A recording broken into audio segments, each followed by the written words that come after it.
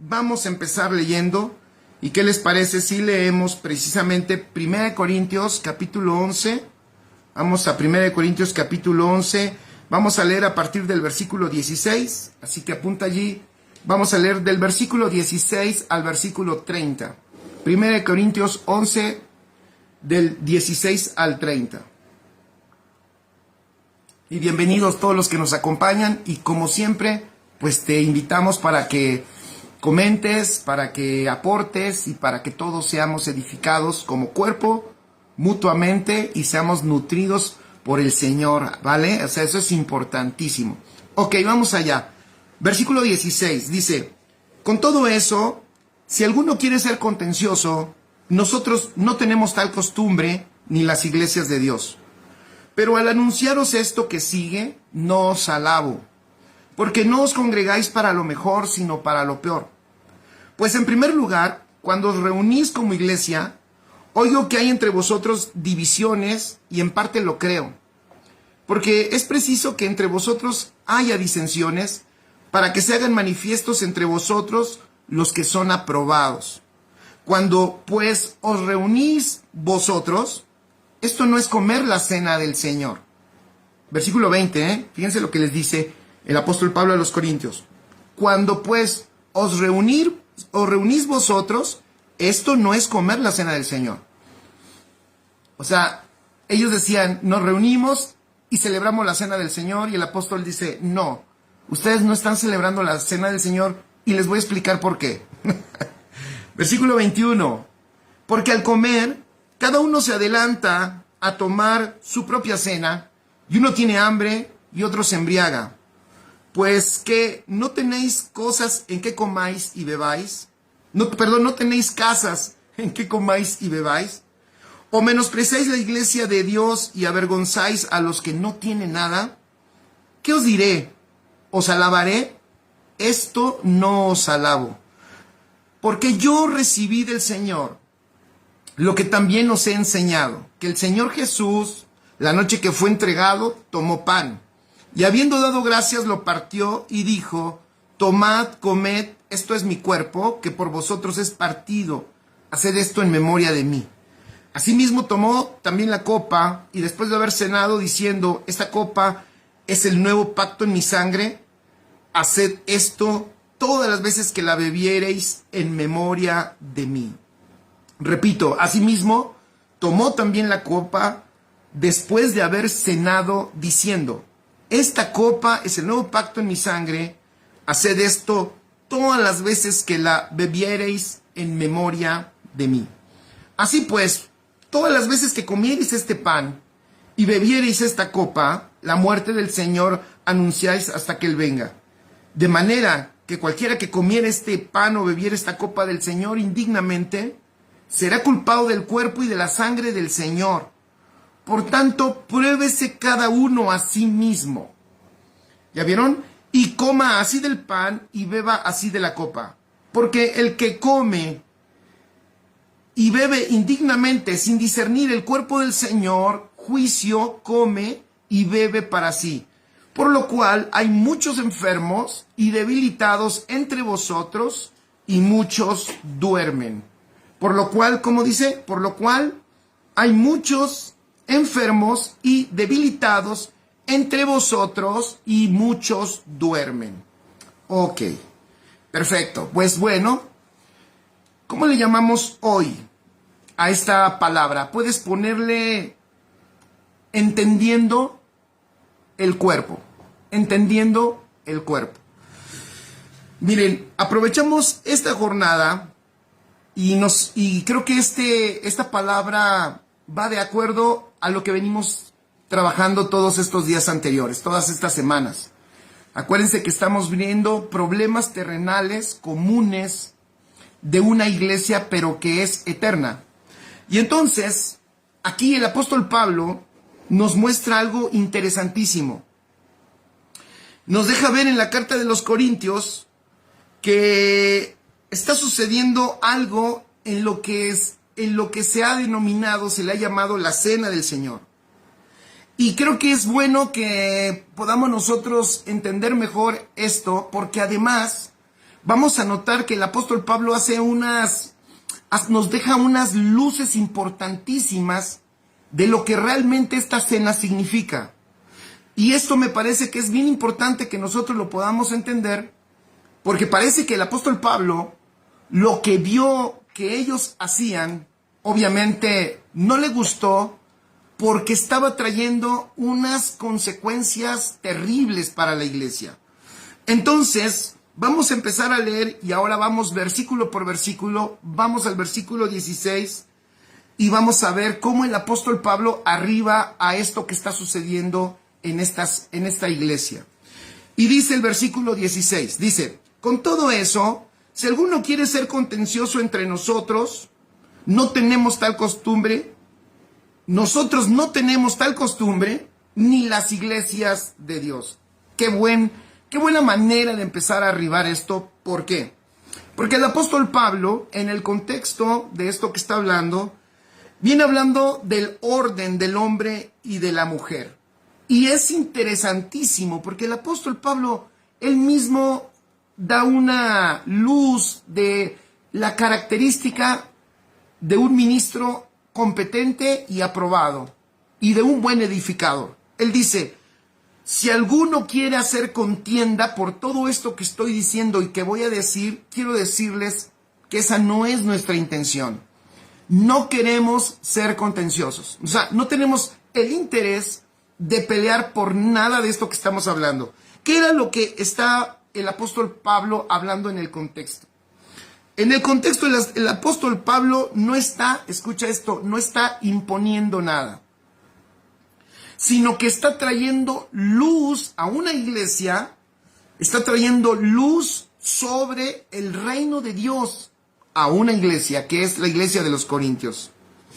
Ahora, era muy necesario que el apóstol trajera luz del reino. ¿Por qué?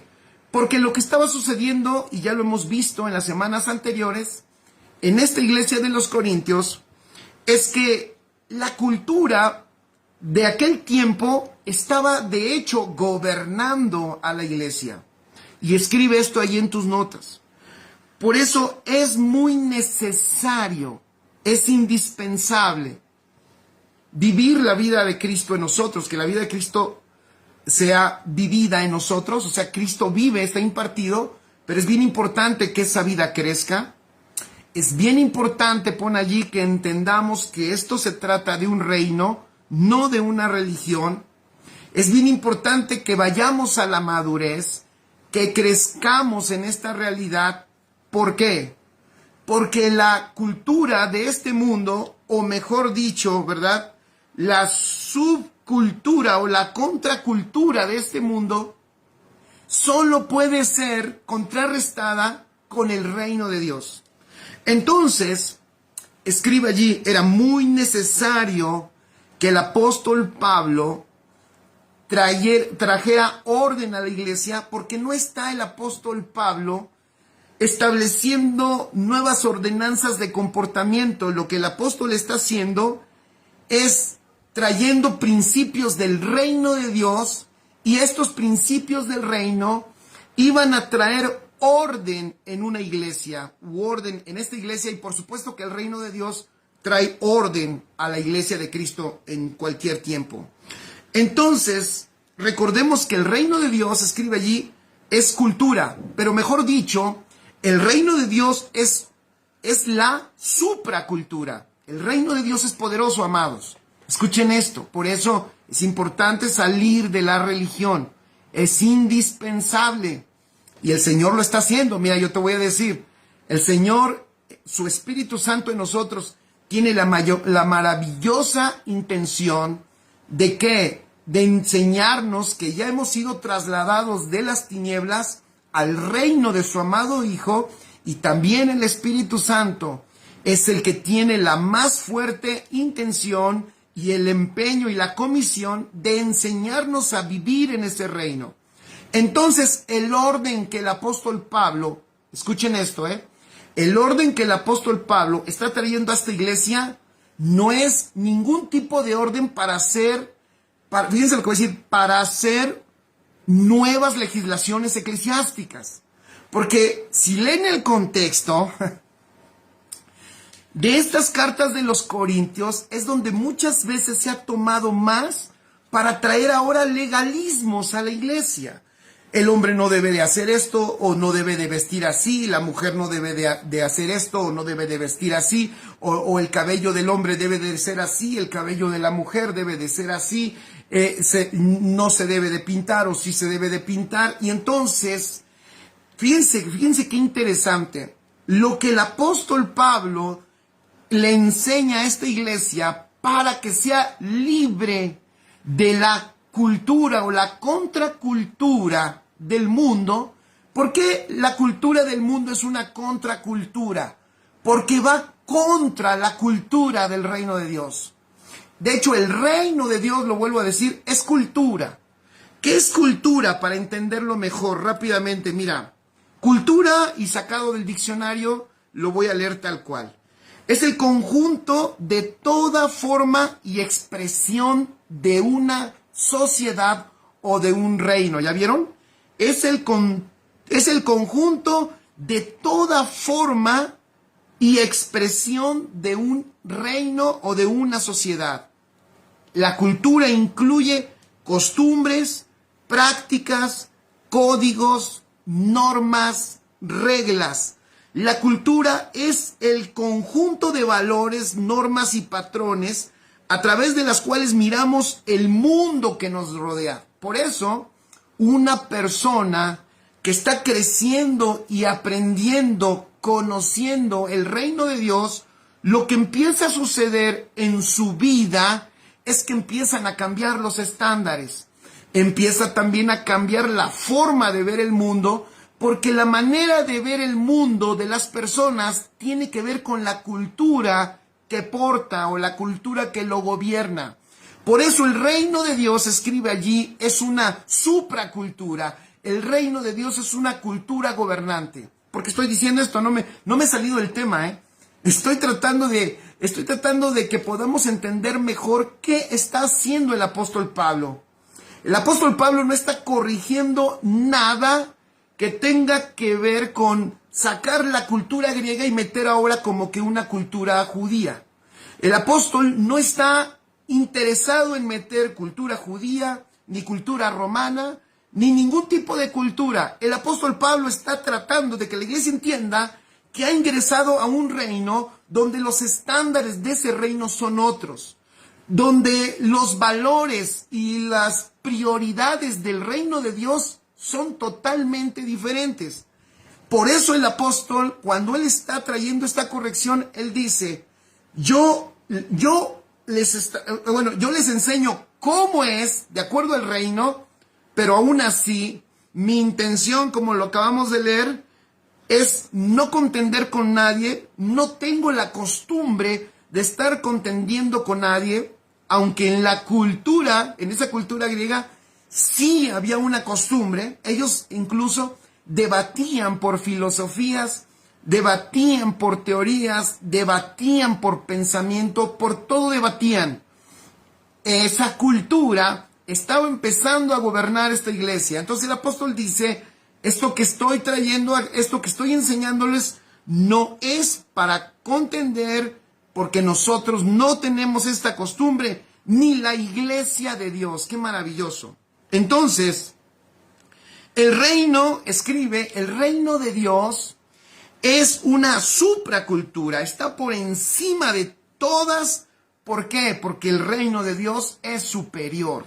Amén. El reino no compite con el mundo. O sea, nosotros no tenemos competencia con el mundo porque no hay comparación. La competencia se hace entre iguales.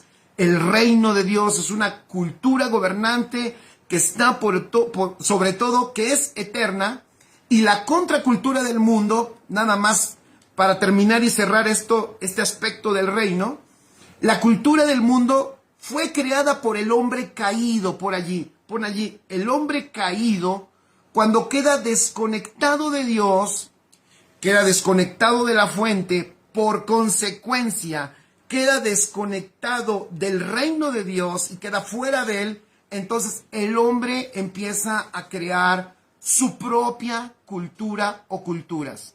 Y las culturas que el hombre empieza a crear son contra la cultura del reino de Dios. Por eso la cultura del mundo es anticristo, es contra Cristo. Por eso el Señor le decía, ustedes están en el mundo, pero no olviden que ustedes no son de este mundo. Entonces, el reino no compite con el mundo, porque ya lo dijimos, no hay comparación. El reino de Dios es infinitamente superior a cualquier cultura terrenal. Acuérdense, es superior y es tan avanzado, me encanta, no sé si sea válido decirlo, denme oportunidad, es que el reino de Dios es lo más avanzado que existe. En el reino de Dios no hay judío ni griego, en el reino de Dios no hay hombre ni mujer. Esta es una cultura superior. Por eso las iglesias, fíjense, por eso las iglesias que estaban siendo edificadas correctamente, lo que estaban manifestando era la cultura del reino de Dios. Y por eso las iglesias eran grupos de avanzada, eran grupos, la iglesia era, ¿cómo decirlo? Oh, se me fue la palabra, pero la iglesia iba más adelante que cualquier institución. Y no estoy hablando no estoy diciendo la iglesia era moderna, no estoy hablando de que si era o antigua o moderna en el tiempo cronológico, no. O sea, el reino de Dios no tiene comparación. Por ejemplo, en ese mundo había mucha discriminación, había mucho clasismo, había mucho racismo. Sin embargo, en la iglesia de Cristo, en esta iglesia que estaba entendiendo el evangelio y empezaba a manifestarlo, era un oasis en medio del mundo, porque allí dentro no había judío ni griego, no había rico ni pobre, no había libre ni esclavo. Y el otro día les compartía de que esa iglesia, cuando nace y empieza a crecer, empezaba a suceder que podía suceder, y sucedía así también, de que había hombres que eran en la vida cotidiana eran esclavos, ¿verdad? Eran esclavos y tenían sus amos, pero en la iglesia, en esas congregaciones, podía suceder que el esclavo funcionaba como pastor, y de hecho el esclavo podía estar pastoreando a su amo. Entonces la iglesia rompía, y voy a decirlo así, y vencía los sistemas de este mundo, y rompía y terminaba con la cultura del mundo. Entonces la vencía. La cultura del reino, por eso no tiene comparación, es superior. Entonces, pero como no, pero hay un problema. Cuando no se reconoce en una mayor medida lo glorioso de esta cultura, que fue lo que le pasó a estos corintios, el dejar de reconocer lo glorioso de esta cultura, de este reino, las personas, cuando no reconocen el reino de Dios, escuchen, cuando los hijos de Dios no prueban lo extraordinario de este reino, cuando no distinguen al rey, cuando no ven operar la vida del rey dentro de nosotros, y también no ven esos resultados extraordinarios de vivir el reino, lo que empieza a suceder es que las personas se enamoran más de las tendencias de este mundo. ¿Cuál es? Voy a decirlo, ahorita se me viene a la mente. ¿De qué manera se le puede ayudar a los muchachos de este mundo, y voy a hablar de los hijos de Dios, ¿no? ¿Cómo se les puede ayudar a los hijos de Dios, jóvenes de este mundo, que yo he escuchado por mucho tiempo que el mundo se los jala y el mundo se los jala, y ellos están buscando y se van sobre cualquier tendencia que haya, sobre cualquier moda que surja, allá van e incursionan en todo ello? Pues la solución a todo eso es el reino de Dios. Si nosotros, en vez de edificar una religión, nos ocupamos en enseñar el reino, pero claro, no se puede enseñar el reino si el reino no lo vivimos nosotros.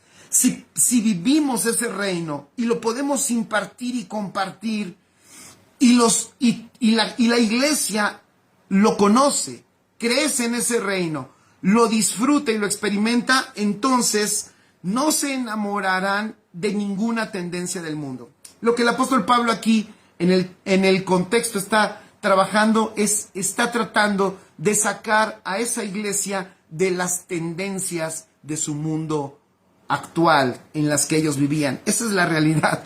Está tratando de corregir para que ellos no pierdan el gusto y el disfrute en el reino y se enfrasquen en las culturas inferiores que el mundo les ofrece y esas tendencias terminen afectando la vida orgánica de la iglesia. ¿Ok? Entonces escribe allí la cultura, para terminar este bloquecito, la cultura del reino es la realidad misma de Dios. La cultura del reino es la realidad misma de Dios, que se hace evidente en todo lugar y en toda persona donde gobierna su voluntad. Repito, la cultura del reino es la realidad misma de Dios, que se hace evidente en todo lugar y en toda persona donde gobierna su voluntad. Amén.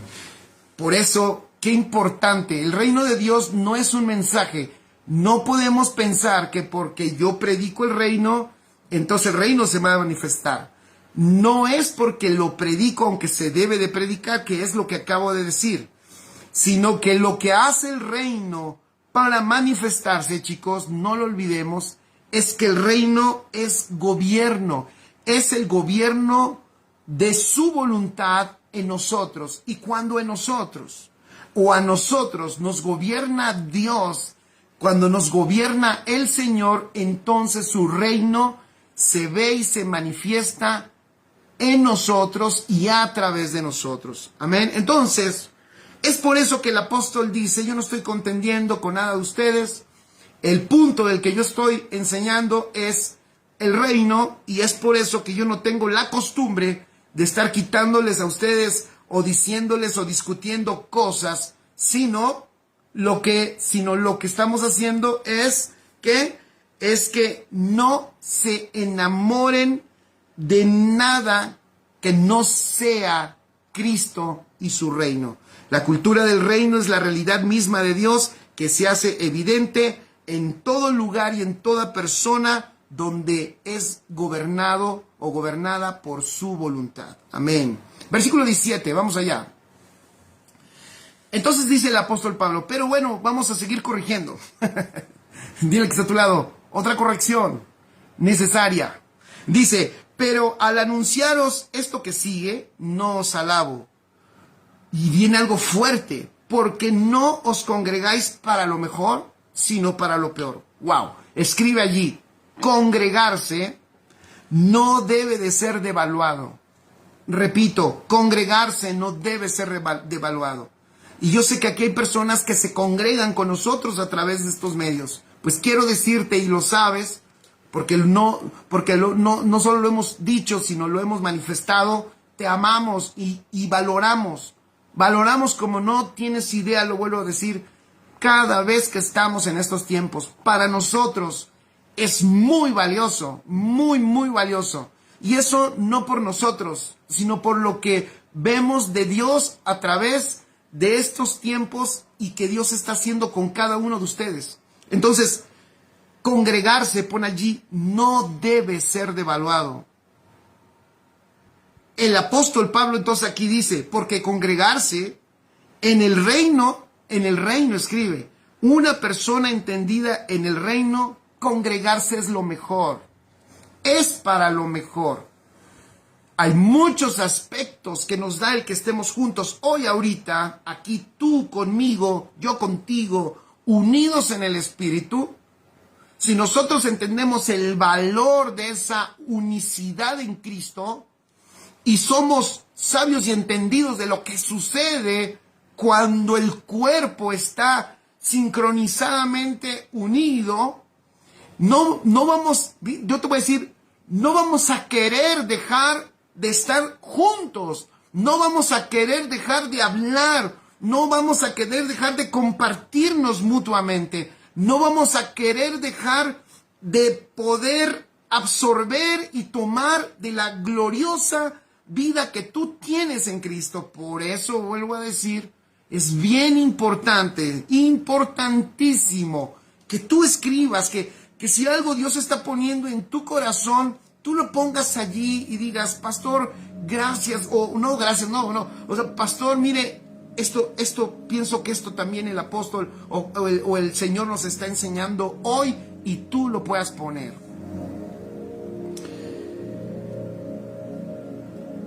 Primera de Corintios 14, versículo 26. Primera de Corintios 14, 26. El apóstol Pablo da otra recomendación, casualmente también aquí con los corintios, y tiene que ver con la congregación, con congregarse. Y les dice, lo voy a leer en versión NTV, les dice, ahora bien, mis hermanos, hagamos un resumen. ¿Ven cómo dice la versión NTV? Es Primera de Corintios 14, 26. Dice, hagamos un resumen. Cuando se reúnan, uno de ustedes cantará, dice, otro enseñará, otro contará alguna revelación especial que Dios le haya dado, otro hablará en lenguas y otro interpretará lo que se dice. Pero cada cosa que se haga, fíjense, cada cosa que se haga debe fortalecer a cada uno de ustedes. Cada cosa que se haga debe ser para edificación. Cada cosa, la idea. ¿Por qué es importante congregarnos? Escribe allí. Porque cada vez que nos congregamos, somos edificados. Porque cada vez que nos congregamos entendidos en el reino, somos fortalecidos.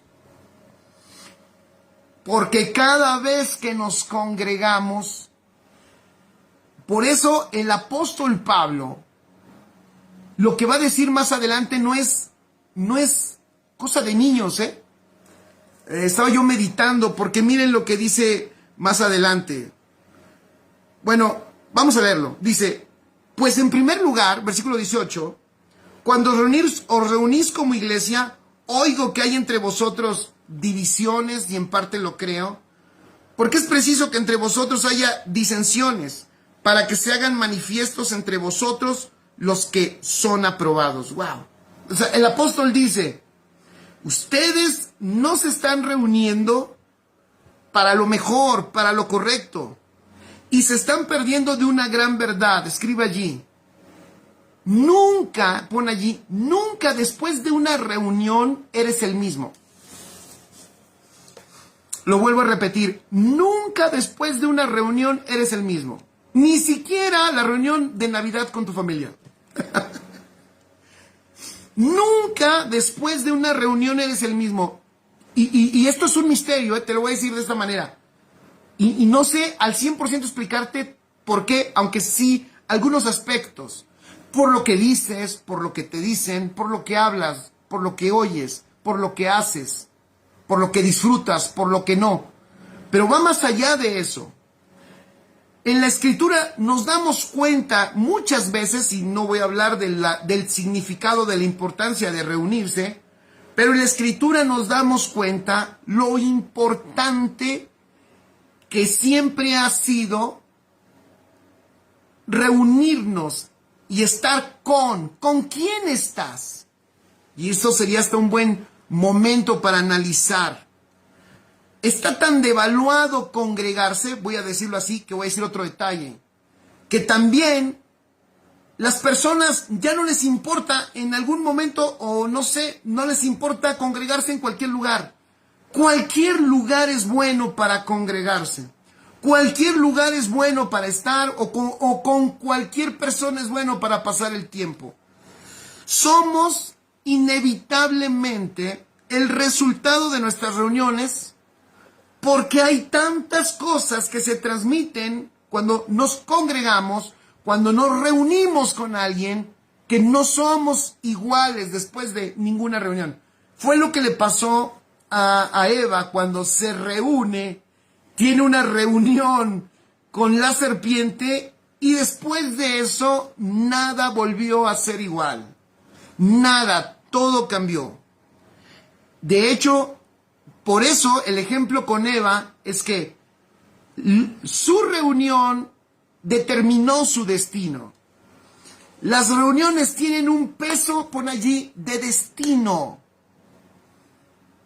Por eso es importantísimo, ahora voy a decir algo que no se me malentienda, porque no es una frase elitista, sino al contrario, es una frase que debemos de extraerle el sentido de humildad. Pero te voy a decir algo, por eso es importantísimo que nuestras reuniones sean reuniones con gente entendida, con gente sabia, con gente que tiene claridad del reino de Dios, con personas que van a traer un avance a tu vida, y eso lo debemos de valorar.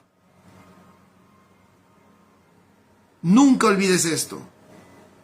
Y enseguida el apóstol Pablo explica a qué se refiere con que no se reúnen con lo mejor, sino se reúnen para lo peor. Y ya lo leímos, el versículo 18 y el versículo 19. El versículo 18 dice, saludos mi buen Guillermo, un abrazo. Yusef, gracias por tus comentarios. Didi, un abrazo. Dice Didi, somos el resultado de las reuniones que tenemos. Es importante ser selectivos. Así es. El Señor mismo le preparó a Jesús unas reuniones especiales. Jesús mismo también en momentos especiales escogía con quién reunirse o con quién estar para ciertos lugares o para ciertos momentos. El Señor le preparó a un Elías y le preparó a un Moisés para reunirse con Jesús en el monte, y tuvieron una plática. Y Jesús decidió no llevar a todos, llevó a Jacobo, a Juan y a Pedro a esa reunión, y tampoco llevó a todos. ¿Hace Dios acepción de personas? No, sino que las reuniones tienen un efecto de destino en nuestras vidas. Medítalo, yo considero que es un misterio, y yo creo que nos tiene que ser revelado, porque si nosotros entendemos lo que pasa en nuestras reuniones, cuando nos reunimos los hijos de Dios, los santos, los redimidos, los justos, los hechos perfectos, los que tienen y portan la vida de Dios, la nueva creación, y nos reunimos con el propósito de escuchar al Rey y también de alabarle y de adorarle, wow, es imposible que salgamos de una reunión de la misma manera. Y no es la frase desgastada, cuando se acuerdan, cuando hace años orábamos y Señor, decíamos, ¿no? No sé quién lo hizo, discúlpenme, yo en mi tortuoso paso por la religión sí lo hice, cuando decíamos Señor, y que todos los que vinieron y pasaron por esa puerta no se regresen y no salgan de la misma manera. Y así decíamos, ¿no? Que regresen diferentes, que vengan y que todos los que salgan de esa puerta salgan diferentes. No nos referimos a eso, no, ojalá y no se desgaste, parece que se desgastó esas frases, pero la realidad es que nunca salimos igual de una reunión, y especialmente si esa reunión es de alto nivel en el espíritu. Yo sí, dice Noemí Contreras, pero esa era la escuela. Pues sí, esa era la escuela. Dice Araceli, incierto. Hola Scarlett, dice, reunirnos con gente que te suma en entendimiento. Exactamente. Así es Scarlett. Entonces, que suma y tú también sumas. Esto es lo hermoso. No es nada más de que, escuchen esto, no es nada más de que estás buscando a ver de quién absorbes. No, ¿saben qué es lo extraordinario? Lo extraordinario de entender correctamente eso es que no es solo de quién tomo y quién me ayuda, me edifica y me nutre, sino que yo también nutro, yo también edifico, porque en el diseño del crecimiento y de la madurez y de la nutrición, ahorita van a ver, aquí vamos a llegar, es corporativo. Entonces, seguimos avanzando. ¿Por qué al apóstol le preocupa? Porque dice, se reúnen y hay divisiones. Se reúnen y hay disensiones. ¿Por qué le preocupa al apóstol las divisiones? Pon ahí en tus notas, ¿por qué al apóstol le preocupan las divisiones? ¿Le preocupan las divisiones porque va a disminuir la membresía de su congregación? Puse varias opciones. Las más comunes, díganme si no, escuchen. ¿Por qué le preocupa al apóstol las divisiones? ¿Porque se disminuirá la membresía de su iglesia? ¿Porque se van a llevar a gente de la iglesia? ¿Porque va a disminuir los ingresos, o sea, los diezmos y las ofrendas? ¿Porque se van a ir sus líderes a hacer otra iglesia y van a hablar mal del pastor? ¿Porque se van a llevar al grupo de alabanza? No, eso no es la preocupación del apóstol. El apóstol no le preocupa de que disminuya la membresía de la iglesia, de que se caigan los diezmos, de que se caigan las ofrendas. Al apóstol no le está preocupando si sus líderes ahora se van a otra iglesia y se van y hacen otra iglesia y ahora le están tirando pedradas al apóstol. No. Más adelante el apóstol explica, escuchen, más adelante el apóstol explica realmente el gran daño, el gran problema. Espérate tantito, vamos a llegar ahí. De hecho, la palabra disensiones, pon allí la palabra disensiones, es una palabra interesante. Me sorprendió encontrar algo, Esa palabra disensiones, ¿qué crees que significa de raíz? Significa herejías. Y esto tiene sentido. Tiene sentido. Dije, ¿herejías? O sea, porque él dice, si dice herejías, entonces lo que está diciendo es, oigo que entre vosotros ya hay herejías. Y te voy a decir, fíjate que estaba yo meditando en eso y tiene lógica. ¿Cómo es posible que ahora surgen herejías? Ah, bueno, pon allí en tus notas. Cuando no guardamos el uno, entonces lo que empieza a suceder es que las personas empiezan a escuchar y que más bien no es escuchar, sino que las personas empiezan a inventar palabras diferentes. Y dime si no, esa es la raíz muchas veces de las divisiones. Ah, no, es que yo escuché esto y esto ya no, ya como que me checa lo que el pastor está diciendo, eso ya no. Porque yo escuché esto, porque a mí el Señor me mostró. ¿Qué te dijo a ti el Señor? Pues a mí me dijo esto. Ah, caray, ¿por qué al pastor le dijo eso si a mí me dijo esto? ¿Y a ti qué te dijo? No, pues a mí me dijo que es para allá. Y a ti, pues a mí me dijo que es para allá. Y a ti, pues a mí me dijo que es para allá. Y al pastor, pues le dijo que es para allá. La herejía surge de no vivir y guardar el uno. ¿Por qué? Ahorita te voy a explicar por qué. Porque si estamos en el uno, pon allí, escuchamos la misma palabra. Si estamos en el uno, vemos la misma dirección. Si estamos en el uno, se nos revela el mismo propósito. Si estamos en el uno, estamos bajo la única voluntad, que es la voluntad del Padre. Entonces era lógico. Ellos empiezan a dividir y cada quien empieza a escuchar cosas diferentes.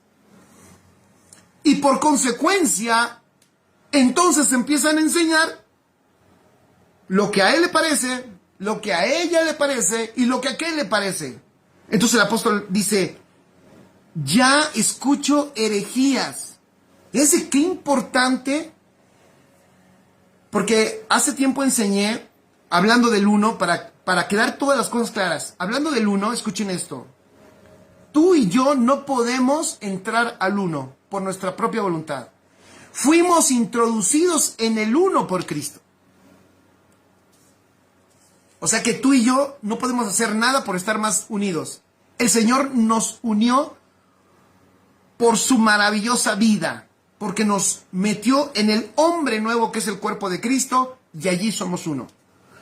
Pero lo que sí nosotros debemos hacer, y eso lo enseñan los apóstoles, es guardar el uno. Guardar la unidad con el vínculo perfecto del amor. Gracias, como dice Didi, si estamos en el uno, el Espíritu Santo habla lo mismo. Por eso, ¿cuántos han encontrado esas coincidencias? Que no son coincidencias, sino es un resultado normal de que estamos en el uno. Y de que cuando tú estás acá o allá, pero cuando estamos en el uno, escuchas esto y dices, oh, lo mismo que dijo y lo mismo que el Señor me estaba enseñando. ¿Cómo? Pero me dio un poquito más de claridad. ¡Wow! Gracias, Señor. es extraordinario el uno. Pero piensa, si se rompe el uno, si nosotros no cuidamos, no guardamos permanecer en el uno, entonces empieza la imaginación a traer cualquier tipo de cosa. Y lo peor es que luego se dice, Dios me habló, pastor, Dios me dijo. Y yo he escuchado cuántas cosas Dios les dice y digo, ay caray, ¿de dónde cuál Dios? ¿Cómo se lo dijo? Pero bueno, cuando no guardamos el uno, se empiezan a escuchar palabras diferentes. En otras palabras, empieza a ser una torre de Babel. Y después el apóstol Pablo dice que son necesarias las disensiones para que se hagan manifiestos entre vosotros los que son aprobados. Qué interesante. Lo más lógico es que el apóstol Pablo hubiera dicho, bueno, todos esos problemas son necesarios para que se vea quienes no están con nosotros. Gracias, Gina. Sí, dice salir del uno, dice Gina, salir del uno genera las interpretaciones personales, exactamente. Yusef Amigón dice, un reino no se puede dividir, si lo hace, va en contra del rey, y además no prevalece, eso dice Yusef, eso dice la palabra, un reino dividido contra sí mismo no prevalece. ¿Se dan cuenta? Qué interesante, vean todo el sentido. Por eso no es cualquier cosa. Alguien dirá, bueno, alguien puede decir, bueno, se están peleando, ya se reconciliarán. No, para el apóstol Pablo era fundamental, ya lo dije, que ellos no rompieran el uno, ya dijimos, porque hay una cultura anticristo que los está afectando y los está dividiendo y están discutiendo. Por eso el Pablo le dice, a ver, yo no discuto, ni siquiera tengo ese hábito, ni la iglesia de Cristo discute. Wow, me encanta eso. Hay unos que les encanta discutir y yo sigo diciendo, ¿para qué discutes, man? Pero bueno, dice el apóstol, no tenemos la costumbre. Entonces, el apóstol dice, ahora entra al punto, los aprobados. Pero fíjense, yo hago aquí una pregunta, porque dice el apóstol así en el versículo 19, porque es preciso que entre vosotros haya disensiones para que se hagan manifiestos entre vosotros los que son aprobados. ¿Cómo se hacen manifiestos los que son aprobados? ¿Cómo se hacen manifiestos los que son aprobados? En el mismo sentido de ideas, escribe allí, los que están escuchando lo mismo del Padre y manifiestan la vida de Cristo en los desacuerdos. Están escuchando lo mismo del Padre y además están manifestando con su vida a Cristo, y es entonces Cristo, así es, con una vida coherente. Entonces es una vida coherente, escuchan al Padre, qué hermoso, y esa misma voz del Padre a ellos les trae paz, y entonces manifiestan la vida de Cristo en cualquier circunstancia o desacuerdo. Entonces, los aprobados son manifestados ante tales turbulencias. Qué maravilloso. Versículo 20. Entonces seguimos avanzando. Cuando pues os reunís vosotros, esto no es comer la cena del Señor. ¡Wow! Ellos decían, celebramos la cena del Señor. Y Pablo dice, eso no es comer la cena del Señor. ¿Qué es lo que está diciendo en el versículo 20? Fíjense, ellos pensaban que celebraban la cena del Señor. Y Pablo les dice, ustedes no están celebrando la cena del Señor. ¿Qué significa entonces eso? Ojo. ¿Qué es lo que está entonces diciendo Pablo? Que la cena del Señor no es un rito. Pon allí, la cena del Señor no es un rito. Ellos la habían hecho un rito. La habían pervertido. Habían olvidado el asunto principal, el motivo. No era un rito. Dice, ustedes, no sé qué hacen, pero no cenan, no comen la cena del Señor. Eso no es comer la cena del Señor. Esto es una clara evidencia que la cena no era un rito, escucha, sino una revelación de la impartición de Cristo en nosotros. Repito, no era un rito, sino una revelación de la impartición de Cristo en nosotros, Y otro detalle, y ponlo con letras grandes. Y era una revelación del alimento corporativo. Ahorita voy a llegar allá. El alimento corporativo.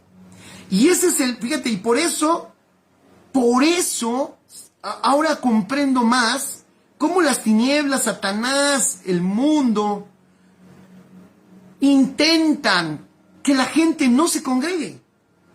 Es increíble, es una labor, es una ingeniería de las tinieblas y del infierno que se ha construido para que la gente no se congregue o minimice congregarse y crea un sistema de individualismo.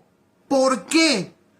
Porque cuando mete a la persona una cultura individualista y la persona con medias doctrinas o doctrinas mochas, porque cree que está completo, porque ya lo tiene todo en Cristo, porque ya está salvo y perdonado por gracia, y tiene todo mocho, no completo, entonces la persona, por el engaño y por algunos aportes que aparte la religión le da, la persona termina saliéndose de la congregación, escuchen, y por consecuencia de eso, de dejar de congregarse, deja de recibir el alimento corporativo.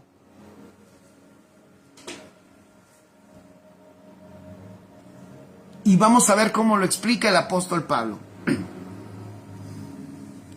Entonces la cena no era un rito, sino una revelación de la impartición de Cristo a nosotros y del alimento corporativo. Gracias, Gerardo, un abrazo. Dice, Gerardo Navarro dice, así es, el cuerpo de Cristo es corporativo y es funcional y nutre. En el cuerpo hay nutrición, ponlo allí, nunca se les olvide, chicos, bien importante. Entonces, fíjense, vean el versículo 21, vamos al 21.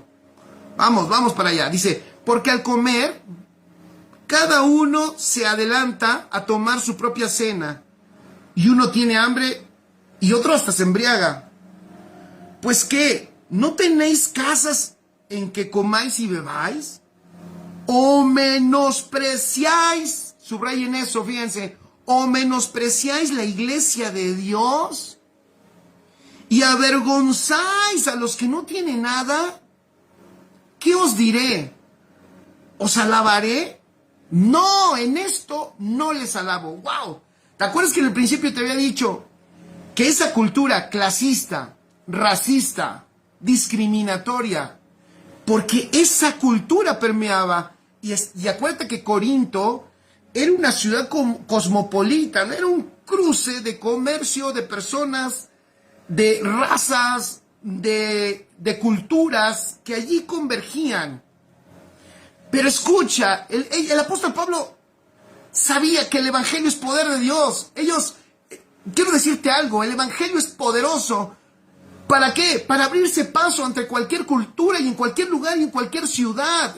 El reino de Dios se manifiesta en cualquier lado, no importando sea un pueblo pequeño o una ciudad enorme. La iglesia de Cristo prevalece porque porta la vida de Cristo y además manifiesta el reino de Dios con su cultura que está por encima de cualquier cultura. Cuando el apóstol Pablo ve que eso no está sucediendo, entonces el apóstol Pablo, obviamente el diagnóstico, ¿cuál es? Ustedes ya se están comportando como la cultura de su ciudad, como lo que está sucediendo a su alrededor. ¿Esto que el apóstol Pablo está diciendo es importante? Claro que sí. Porque ya dijimos, es porque él está hablando, ya aquí nos da, fíjate, aquí nos da una imagen de lo que eran sus reuniones. Pon allí, versículo 21 y versículo 22, es una imagen de lo que hacían ellos en sus reuniones. Ahora, ¿esta imagen es importante? Claro que sí, porque ya hemos mencionado que somos el resultado de nuestras reuniones. ¿Qué es lo que está pasando aquí? Los más ricos comían aparte, comían con los de su nivel, comían con los que tenían su estatus económico y con ellos se preparaban la comida, porque esta cena, te voy a decir, la cena del Señor que ellos celebraban, no es tampoco como lo que hoy se hace, era un banquete. Y yo creo que era lógico que era un banquete. ¿Por qué? Porque estaba mostrando una revelación. No era un rito ni una costumbre para celebrar cada principio de mes o fin de mes o cada 2 meses o cada 3 meses o cada Semana Santa. Ellos estaban manifestando una revelación. ¿Me escucharon? Ellos estaban manifestando la revelación del nuevo pacto. Y por eso lo que ellos traían era un banquete. Pero se convirtió en un rito. ¿Y qué hacían entonces? Los más ricos comían aparte con los de su nivel, menospreciaban a los más pobres. Y la idea de estas reuniones, ¿cuál era? Fíjate, si tú vas a la historia de la iglesia, te vas a dar cuenta que a estas reuniones se les llamaba ágapes. Así se llamaban. ¿Y qué significaban esas reuniones llamadas ágapes? Ágape, una de las traducciones de ágape es fiesta de amor. Eran fiestas de amor. Fíjense la manera de ver ellos originalmente la cena. Era una celebración del amor de Cristo en ellos, manifestándose los unos a los otros. Pero allí ya no había tanta manifestación de amor. Allí ya unos comían antes incluso, otros comían aparte, otros ya llegaban hasta un poco subidos de tono, tomados, un poco borrachitos, y los más pobres eran discriminados y a veces ni siquiera podían ellos comer nada porque los otros ya se lo habían comido. Entonces, ¿cuál era la idea? Escuchen esto, ¿cuál era la idea de estas fiestas de amor en las que ellos celebraban? Obvio, la idea era mostrar el uno del cuerpo. Escribe, era mostrar el uno del cuerpo. El uno era mostrar que a todos se nos había impartido la misma vida. Era mostrar el uno del cuerpo y de esa manera superar así la cultura clasista, la cultura racista de su tiempo. Era de esa manera mostrarle al mundo que la cultura de los hijos de Dios, de la iglesia de Cristo, era mayor que lo que ellos manifestaban en su cultura humana. La iglesia, escribe, era pionera en la igualdad, la iglesia era pionera en los derechos, la iglesia era pionera en la justicia, la iglesia era pionera tenía, voy a decirlo así, un entendimiento avanzado a su época, porque la iglesia operaba en el entender que en Cristo no había hombre ni mujer. Fíjense, es increíble que muchos han usado las cartas de los Corintios para volver a someter a las mujeres, para volver a traerlas a un sometimiento y para casi ordenarles que no tienen parte y que se deben de callar y que no deben de participar. ¡Qué cosa tan más lejana! Pero totalmente, la iglesia era totalmente al revés, era avanzada. Era en la iglesia donde la mujer entendió la libertad, era en la iglesia donde era tomada en cuenta. ¿Por qué? Porque en la realidad espiritual en la que vivimos en Cristo, no existe diferencia entre hombre ni mujer. ¡Qué extraordinario! Eso era un pensamiento de avanzada. Entonces la iglesia era pionera porque operaba en la nueva creación. Y entonces, la vida del uno, escribe que el apóstol Pablo aquí, ¿por qué el apóstol Pablo trata esto? Porque él lo que está tratando de dejar evidente es que están rompiendo el uno. ¿Y por qué es grave que se descuide o que no guardemos el uno? Es grave porque la vida en el uno, escribe, es poderosísima. La vida en el uno es poderosísima. Es en la vida corporativa donde el reino se extiende. Es en la vida corporativa donde hay revelación. Es en la vida corporativa en donde se cumple el propósito del Padre. Es en la vida corporativa donde se madura. Es en la vida corporativa donde se vencen las tinieblas. Es en la vida corporativa en donde cada circunstancia es derrotada y es vencida. ¿Por qué? Porque tenemos las herramientas, la sabiduría. Pero fíjate lo que voy a decir, ¿eh? Las herramientas, la sabiduría, el poder y la fortaleza que Cristo me imparte a través de mis hermanos en Cristo Jesús. Entonces, si no guardamos el uno, escribe allí, si no guardamos el uno, estoy hablando de lo que dice el apóstol Pablo, ¿eh? Si no guardamos el uno, eso trae terribles consecuencias. Vamos a leer del 23 al 26, ¿vale? Vamos a leer del 23 al 26. Dice, porque yo recibí del Señor lo que también os he enseñado. Que el Señor Jesús, la noche que fue entregado, tomó pan, y habiendo dado gracias, lo partió y dijo, tomad, comed, esto es mi cuerpo, que por vosotros es partido. Haced esto en memoria de mí. Asimismo tomó también la copa, después de haber cenado, diciendo, esta copa es el nuevo pacto en mi sangre. Haced esto todas las veces que la bebiereis en memoria de mí. Así pues, todas las veces que comiereis este pan y bebiereis esta copa, la muerte del Señor anunciáis hasta que Él venga. Como dijimos, lo que Pablo está mencionando no es un rito que hacían las iglesias, sino lo que Pablo está mencionando es una revelación que recibió del Señor. Dice, lo mismo que recibí del Señor. Entonces es una revelación que recibió del Señor. Era la luz de saber lo que significaba espiritualmente esa cena. Y cómo ahora lo que significaba era una realidad para nosotros. El partimiento del pan, escribe allí, el partimiento del pan envuelve la impartición de Cristo mismo a nosotros.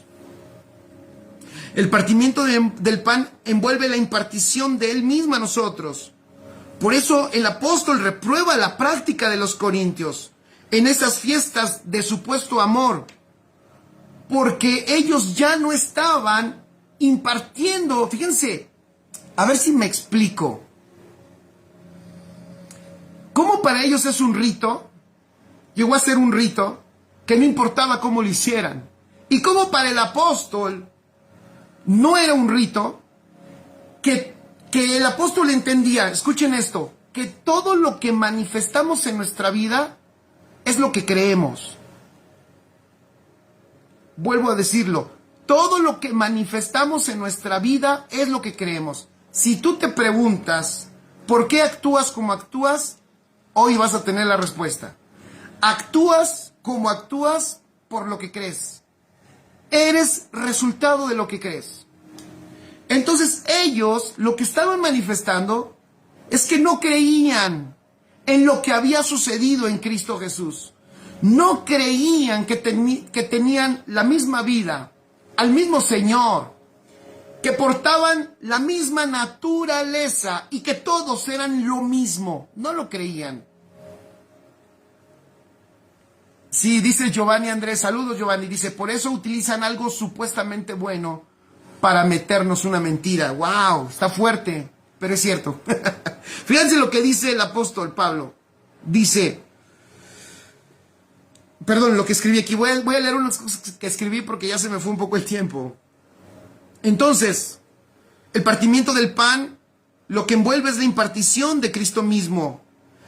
Y por eso el apóstol reprueba la práctica de los corintios, ¿por qué? Porque de tomar cada uno antes que los demás su propia cena, lo que están manifestando es, en lo espiritual, cada uno está en su propio viéndose a sí mismo y tiene a su propio Cristo. No sé si me explico, fíjate, tienen a su propio Cristo, cada quien tiene a su propio Cristo. ¿No les suena familiar? ¿No les suena cuando dicen es que mi Cristo, y lo mismo que yo decía hace un rato, parece que aquí Cristo está diciendo una cosa y parece que allá está diciendo todo lo contrario? Y parece que cada quien tiene su propio Cristo. Y luego hay algo más fuerte que el apóstol Pablo ve. Hay algo más fuerte. Este pan, escucha esto, que es su cuerpo, ¿cómo hizo Jesús? Este pan que es su cuerpo, ¿qué hizo con ese pan? Ese pan, de ese mismo pan comieron todos. Entonces, este pan que es su cuerpo es la alimentación de todos. ¿Qué significa esto? Que comemos a Cristo. ¿Cuántos dicen amén? Todos comemos a Cristo. Pero te voy a dar un detalle más.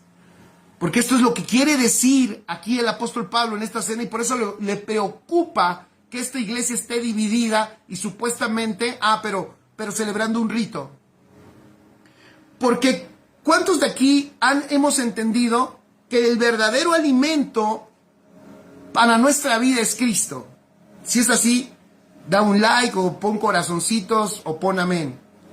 Me encantaría, no te desconectes, ya terminé, solo este es el punto principal de lo que estamos hablando. Pero si todos comemos Cristo, entonces pon allí, si todos comemos Cristo, la siguiente pregunta que te voy a hacer es, ¿dónde está Cristo? El Cristo que comemos, ¿dónde está? Fíjate lo que te voy a decir. El Cristo que comemos, el que comemos no está en nosotros mismos. El que comemos está en mi hermano. El Cristo que comemos está en mi hermano. El apóstol Pablo, ¿qué es lo que está diciendo? Que comemos del Cristo que cada uno porta. Ve qué importantísimo. Entonces tiene sentido lo que dice más adelante. En ese sentido, entonces, es lógico que si alguien se separa del cuerpo, deja de comer correctamente. Si alguien no guarda el uno, deja de comer correctamente. Y es obvio que si alguien deja de comer correctamente, esto resultará en que se debilite, en que se enferme o que quede como muerto, como dice el apóstol, que duerma. Vamos a leer del 27 al 30 y con eso terminamos. De manera que cualquiera, dice el apóstol, que comiere de este pan o bebiere de esta copa del Señor indignamente, será culpado del cuerpo y de la sangre del Señor. Por tanto, pruébese cada uno a sí mismo y coma así del pan. ¿Ya vieron? Pruébese cada uno a sí mismo y coma así del pan y beba de la copa, porque el que come y bebe indignamente sin discernir el cuerpo, ¿ya vieron? Sin discernir el cuerpo. ¿Quién es el cuerpo? Es la iglesia. ¿Dónde está el pan que tú y yo comemos? ¿Dónde está el pan? El pan es el cuerpo es la iglesia. ¿Dónde está el pan? En mi hermano. ¿Sabes qué está pasando hoy aquí? Yo estoy comiendo de lo que tú también pones acá. Y cuando te veo y cuando convivimos, yo como de ti y tú comes de mí. Pero realmente, ¿de quién comes? Del Cristo que está impartido en nosotros. ¡Wow! Es peligrosísimo por eso romper el uno. Por eso el apóstol dice, esa es la razón por la cual cuando se come, cuando se está viviendo sin discernir el cuerpo. ¿Qué es discernir el cuerpo? Eso está fuertísimo. Discernir el cuerpo no es que tengas una mayor claridad de qué le pasó a Cristo en la cruz. No está hablando él de sin discernir lo que a Cristo le pasó, cómo murió en la cruz en el Gólgota. Si ves lo que está hablando, él está diciendo, muchos, por no darle valor, por no tener la revelación del cuerpo, por no darle valor al cuerpo, por no entender el cuerpo, por no serles el cuerpo revelado, y distinguir lo valioso que es, porque en el cuerpo está mi nutrición, porque el cuerpo es Cristo, en el cuerpo está mi nutrición. Por esa causa, dice el apóstol en el versículo 30, hay muchos enfermos y debilitados entre vosotros, y muchos duermen. ¡Wow!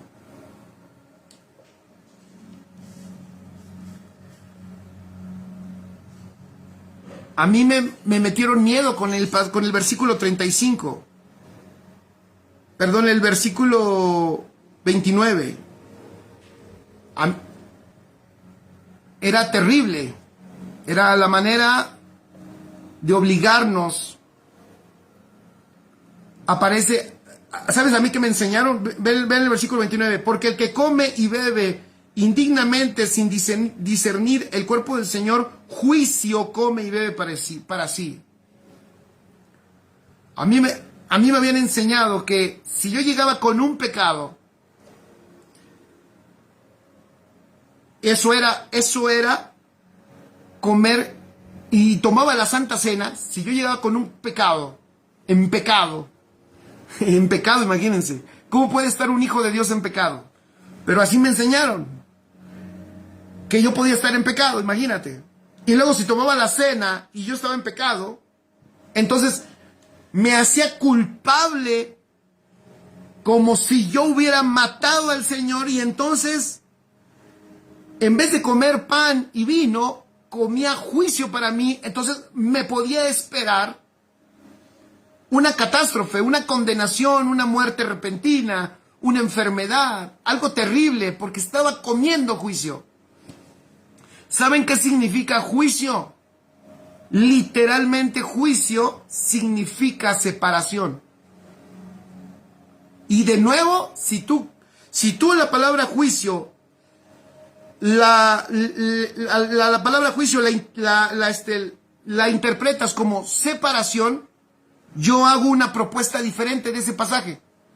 Ese pasaje puede decir así, escuchen: si juicio significa separar, yo te propongo esta lectura, escucha. Es mía, el énfasis es mío, pero es para que lo entendamos un poquito mejor. El que come y bebe indignamente, o sea, lo hace así porque no entiende la iglesia. Repito, el que come y bebe indignamente lo hace así porque no entiende la iglesia, no entiende el cuerpo. Por eso hace distinciones, por eso hace diferencias. Y cuando come, solo lo hace para sí mismo. Eso es lo que el apóstol Pablo está diciendo ahí. Lo que está diciendo ahí es: por no entender que somos un cuerpo, lo que estás haciendo, en vez de nutrirte, te estás separando. Eso es juicio, separación. Y por separarte, termino, y por separarte, o estás enfermo, o estás débil, o prácticamente estás inerte. Ya no respondes a la vida que te fue impartida.